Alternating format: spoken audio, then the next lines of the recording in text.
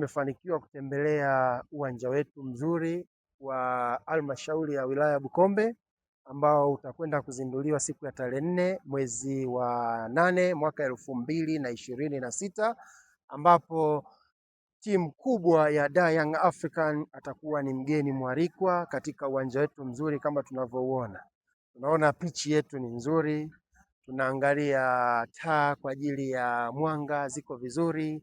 Hatujaishia hapo, miundombinu yote iko vizuri, kianzia benchi ambalo wanatakiwa kukaa wachezaji ni la kisasa zaidi.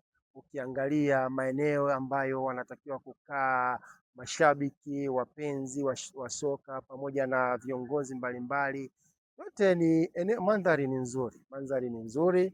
Kwa hiyo tunawakaribisha wapenzi wote wa soka, wapenzi wa burudani ya mpira wasiache kuhudhuria siku ya tarehe 4 mwezi wa 8 mwaka 2026, ambapo pia tutakuwa na mashabiki kutoka chama cha soka au chama cha mashabiki wa soka nchini Tanzania, CHAMASOTA, ambapo rais wa chama pia anatarajiwa kuhudhuria katika uzinduzi huu, Mheshimiwa Mchanjama.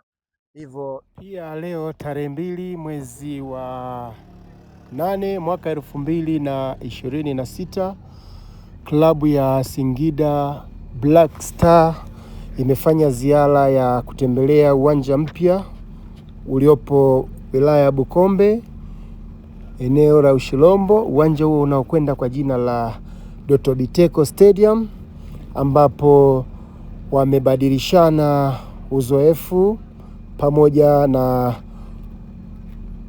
kukagua miundombinu, ambapo wametembezwa katika ofisi mbalimbali zilizopo eneo la uwanja. Na pia msemaji wa Singida Black Stars Masanza ameonekana pia ni mtu mwenye furaha.